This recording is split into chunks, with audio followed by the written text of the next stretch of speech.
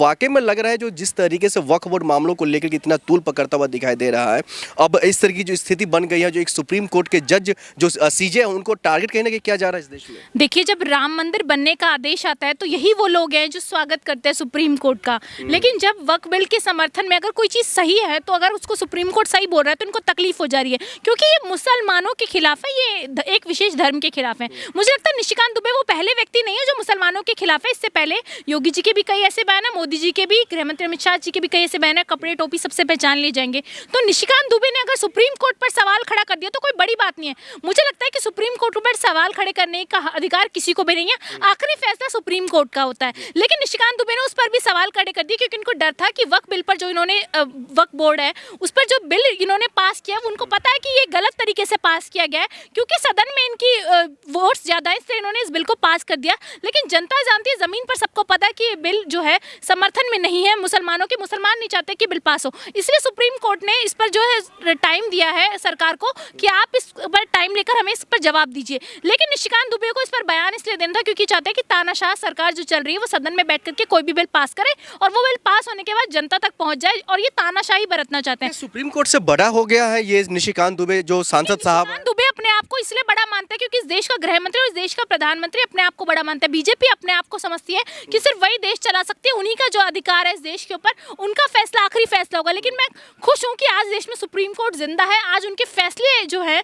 वो ऐसे हैं कि आज भारतीय जनता पार्टी वालों की हालत इतनी खराब है। निशिकांत दुबे का ये बयान साफ तौर पर बता रहा है कि ये लोग डरे हुए हैं कि वक्फ बिल जो लाए हैं ये चुनावों में वोट लेने के लिए, कहीं ना कहीं ये बिल अगर वापस हो गया तो बीजेपी हार जाएगी चुनावों में, बीजेपी इसके नाम पर वोट नहीं मांग पाएगी। नरेंद्र मोदी जी ने अभी से वक्फ बिल के नाम पर वोट मांगना शुरू कर दिया बिहार के अंदर। तो ये निशिकांत दुबे इस बात से घबराए, वैसे सिर्फ निशिकांत दुबे नहीं, पूरी भाजपा घबराई हुई है, इसलिए सुप्रीम कोर्ट पर सवाल।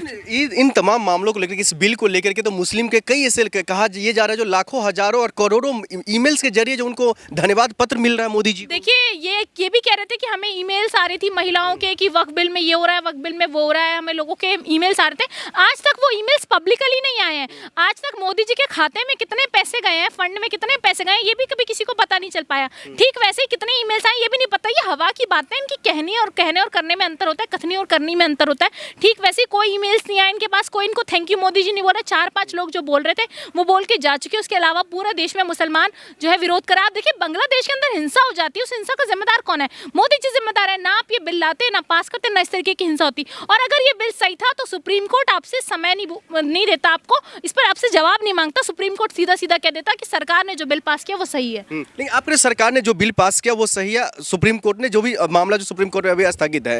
लेकिन सरकार की तरफ से जो किरण रिजिजू साहब है, जो अल्पसंख्यक मंत्री, वो तो लगातार दावे ठोक रहे हैं जो ये मुसलमान भाइयों के लिए, हम उनके हित में है और उनकी विकास की बात इससे। किरण रिजिजू जी जो सदन में खड़े होकर के ये कह रहे थे कि मुसलमानों के समर्थन में बिल है, मुसलमान हमारे समर्थन में, उसके अगले दिन ये बिहार और यूपी में हाई अलर्ट कर देते हैं। उसके अगले दिन ये मस्जिदों के बाहर अपनी पुलिस छोड़ देते हैं। उसके अगले दिन ये मंदिरों के बाहर जो है पुलिस लगा देते हैं। सारे मुस्लिम इलाकों में हाई अलर्ट कर दिया जाता है। क्यों? क्योंकि इन्हें पता है कि मुसलमान इस बिल के समर्थन में नहीं है, इस तरीके की चीजें ना हो, इसलिए इन लोगों ने पुलिस लगाई। तो ये इनका डर है, इन्हें पता है ये बात कि ये कोई भी मुसलमान इस बिल के समर्थन में नहीं है, इसलिए कैमरे पे आकर के झूठ बोलते हैं। लेकिन जमीन पर इनको डर है, इसलिए इन्होंने पुलिस लगाई। या तो जवाब दे, पुलिस क्यों लगाई अगर डर नहीं था? क्यों बांग्लादेश के अंदर हिंसा हो रही, क्यों उस हिंसा को रोकने मोदी जी नहीं जाते? क्यों जाते हैं बिहार के अंदर रैलियां करने? जाइए मोदी जी बांग्लादेश के अंदर, जाइए कश्मीर, हम बोलते हैं आपसे, जाइए बांग्लादेश के अंदर। आप जो माफ कीजिएगा, बांग्लादेश ने बंगाल में जो हिंसा हुई थी, लेकिन सवाल यहाँ पर यह खड़ा हो रहा है तो जिस तरीके से स्थिति एक तरफ बंगाल की है, वही दूसरी तरफ बिहार की आप जिक्र कर रही है, तो क्या वाकई में बिहार में इसका असर पड़ेगा क्योंकि नीतीश कुमार ने उनका समर्थन दे दिया?